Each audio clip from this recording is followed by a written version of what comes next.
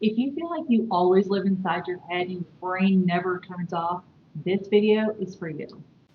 I'm Ashley and I am a chronic overthinker. And if you're anything like that, you're always replaying conversations in your head and thinking about what you should have said instead. I do the exact same thing. And sometimes you want to make a big move in your life, but your brain just tells you, nope, that's not safe. We're just going to stay right here. Your brain's telling you all of these things and you start to feel so overwhelmed. Even though you want to do the thing, you just stay frozen. You're exhausted by your own thoughts. You want confidence, you want clarity, but instead it feels like your brain is holding you hostage. Do you ever feel like that? Now, before we begin, I just want to make something very clear. There is nothing wrong with you. I want to reframe this for you. Overthinking doesn't mean that there's something wrong with you, and it doesn't mean that you're weak or dramatic or bad at life. The real issue is that you have gone your entire life learning to live inside your head and in your safe space. And yet, even overthinking feels safe for you. So when you're trying to think your way into calm, what you're actually doing is creating even more chaos. So why does this mental spiraling even happen? When you try to think your way out of the spiral, then your brain just goes on looking for all of those things that are causing chaos because that's what you're focusing on. And when you're focused on it, your mind just keeps looping over and over and over again. One thought leads to another that reminds you of something else, that reminds you of this stupid thing that you said. And before you know it, you're convinced that you're a terrible person and you suck at life. Being calm isn't about controlling your thoughts. It comes from feeling safe, even in discomfort. It's about stopping and listening to what your body is trying to tell you in that moment, and then reframing the thoughts that just aren't true. I want to give you one small tip today, and it's a shift that you can make anytime that you feel yourself overthinking or spiraling out of control. I want you to stop, take a deep breath,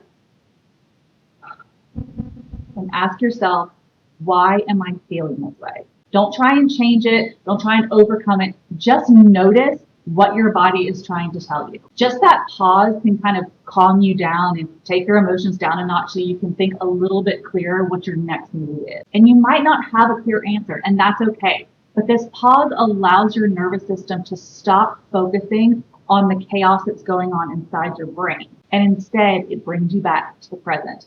Because let's be honest, when all that stuff is going on in our head, it's either because we're thinking about something that's already happened or something that we think is going to happen in the future, right? Then I want you to tell your brain the opposite of what it's trying to tell you. So, for example, if you're spiraling because of a presentation that you have, and your brain is like, oh, you're going to screw this up, you're going to mess this up, this is going to be terrible. I want you to stop and think to yourself, none of that is true. Because it's really not, because none of it has happened yet. You're just giving yourself worst case scenario. So why not give yourself best case scenario? Look, I've worked really hard on this. I am fully prepared and I'm ready for this presentation. I'm going to friggin' nail it. Or if you just left a party and you're sitting in your car, and I do this all the time, I'm like, oh my God, why did I say that? Why did I sound like that? I have to tell myself to just stop. Look, if somebody didn't like me because of what I said, that's their problem. I have plenty of people in my life who love me, and I like who I am too. So who cares? I know it feels weird at first and it can take a little bit of practice. I totally understand that. It felt weird for me. And I will literally stop and tell myself, Ashley, this is not helpful. Stop thinking that way. And then I start thinking about things that are actually true in that moment. So now that you know you're not alone, try this little trick next time and see if it helps. And then you can consistently catch yourself anytime this needs to happen. Remember, it's not going to happen overnight. You're not going to instantly be like, oh, this has completely changed my life.